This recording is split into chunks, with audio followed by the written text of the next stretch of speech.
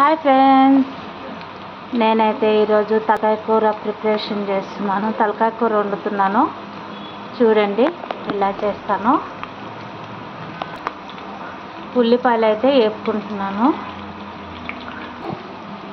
4 లవంగాలు, కౌసు వాసన రాకుండా అన్నమాట.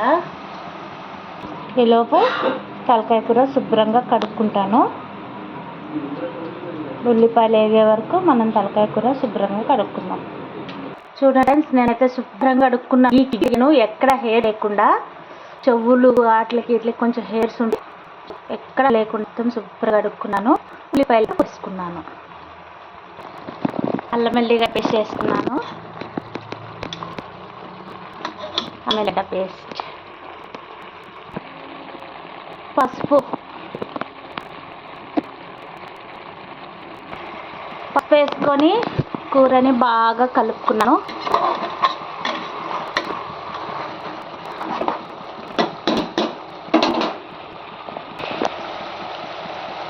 ఇప్పుడు కారం యాడ్ చేసుకుంటున్నా.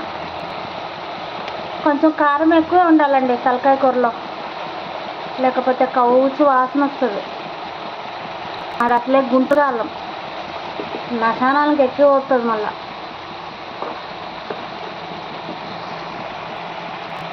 కారం ఎక్కువ. ఇప్పుడు కలుపుకోవాలి.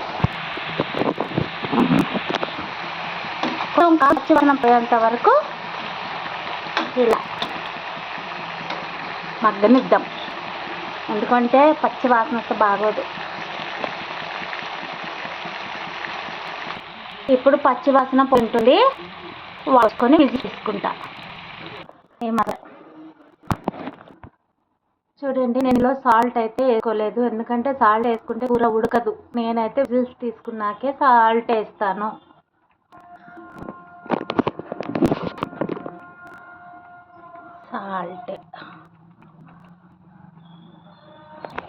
సాల్ట్ వేసుకున్నాను. మీరు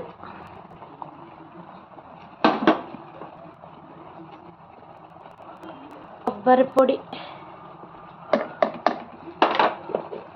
ధనియాల పొడి. ధనియాలు నేనైతే రుబ్బుకొని పెట్టుకుంటాను. లవంగ, చెక్క, ఇలాచి అన్నీ వేసి రుబ్బు పెట్టుకుంటాను ధనియాల పొడి. ఓకే,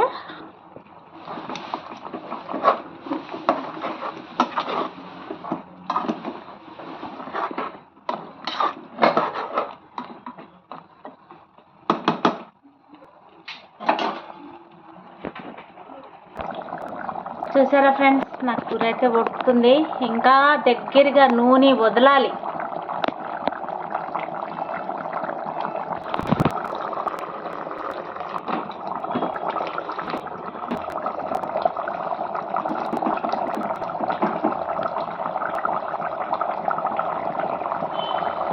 బాగా ఉడుకుతుంది. 1 నిమిషాల్లో అయిపోతుంది. చూసారా, మా తలకాయ కూర రెడీ. ఎమ్మి ఎమ్మి. ఇందులో జొన్న రొట్టెలు కానీ, రాగి సంగటి కానీ, చపాతీ కానీ ఉంటే బా సూపర్ ఎమ్మి. ఒకసారి మీరు కూడా ట్రై చేయండి. Thank you for watching. Thank you for support. Love you all friends.